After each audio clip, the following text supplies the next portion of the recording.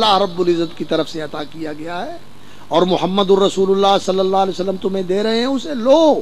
ما آتاکم الرسول فخذوہ وما نہاکم عنہ فانتہوا، اور جس سے رسول اکرم صلی اللہ علیہ وسلم روک رہے ہیں، اگر وہ حکم قرآن مجید کے اندر ہے کہ اللہ رب العزت نے اس چیز سے منع فرمایا ہے تو اس سے رکنا لازم ہے،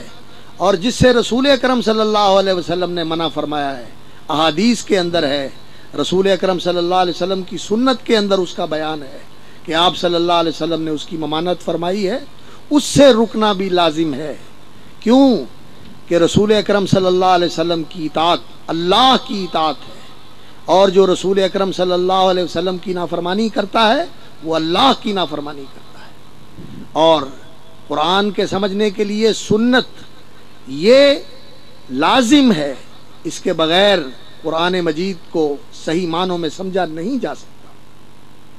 دین کی عملی شکل سامنے نہیں آتی۔ اسی لیے ہم دیکھتے ہیں کہ جن لوگوں نے حدیث سے منہ موڑا اور اپنے آپ کو قرآنی کہتے ہیں اور قرآنی فکر کے علم بردار بن کے وہ دنیا کو یہ دھوکہ دیتے ہیں کہ ہم قرآن کے ماننے والے ہیں، وہ قرآن کے ماننے والے بھی نہیں ہیں۔ حدیث کا انکار انسان کو قرآن کے انکار کی طرف لے جاتا ہے۔ ان لوگوں کی زندگیاں، ان لوگوں کے طرز عمل وہ ہمارے سامنے ہیں۔ وہ قرآن مجید جس نے صحابہ کرام رضوان اللہ علیہ مجمعین کی جماعت تیار کی تھی، ان کی زندگی دیکھی جائے اور ان لوگوں کی زندگی دیکھی جائے تو اس کے اندر کوئی جوڑ ہی نہیں، کوئی میل ہی نہیں، کسی قسم کا کوئی ان کے اندر تعلق ہی نہیں ہے۔ یہ لوگ ایک ملحدانہ اور ایک انحلال کی زندگی بسر کرتے ہیں جس کے اندر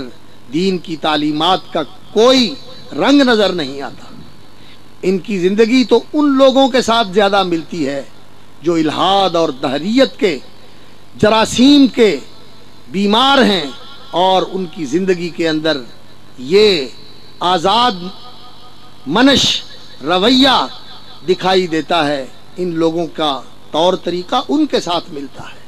قرآن نے جو جماعت تیار کی تھی، جو حزب اللہ تیار کی تھی، ان لوگوں کی زندگی کا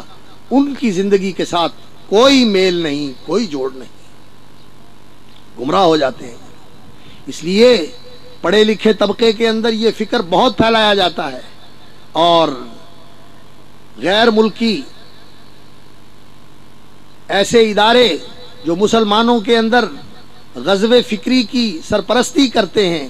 اور الحاد اور فکری زیغ و زلال پھیلانے والوں کی سرپرستی کرتے ہیں، وہ بہت فروغ دیتے ہیں اس فکر کو اور بڑی تقویت پہنچاتے ہیں۔ اور ہمارے پڑھے لکھے لوگ بالخصوص جو حکومت کے اندر اثر رسوخ رکھنے والے ہیں وہ اس سے متاثر ہوتے ہیں، اور وہ یہ سمجھتے ہیں کہ اس طرح شاید ہم لوگوں کا دین کے ساتھ بھی تعلق رہتا ہے، اور وہ جو دین کی عملی پابندیاں ہیں ان سے بھی ہم آزاد ہو جاتے ہیں۔ ذہنی طور پر دین کے ساتھ وابستگی بھی رہی کہ ہم قرآن کی فکر کے ماننے والے ہیں، اور عملی طور پر ان ساری پابندیوں سے آزاد بھی ہو جاتے ہیں جو اس دین کے ماننے والے اور اس دین کے جاننے والے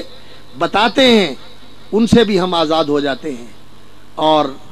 وہ محمد اسد رحمۃ اللہ علیہ نے جو ایک نو مسلم تھے یہودی، انہوں نے اس فکر کی جو تحلیل کی ہے اور اس کا پس منظر بتایا ہے وہ بالکل حقیقت ہے کہ یہ لوگ چاہتے ہیں کہ ہم دین کے ساتھ تعلق بھی قائم رکھیں اور دین کی پابندیوں سے بھی آزاد ہو جائیں۔ تو پھر یہی راستہ انہیں دکھائی دیتا ہے۔ یہ راستہ غلط راستہ ہے، گمراہی کا راستہ ہے، تباہی کا راستہ ہے۔ ایسے لوگ راہ راست کے اوپر چلنے والے نہیں ہیں، ضلالت کے اوپر چلنے والے ہیں،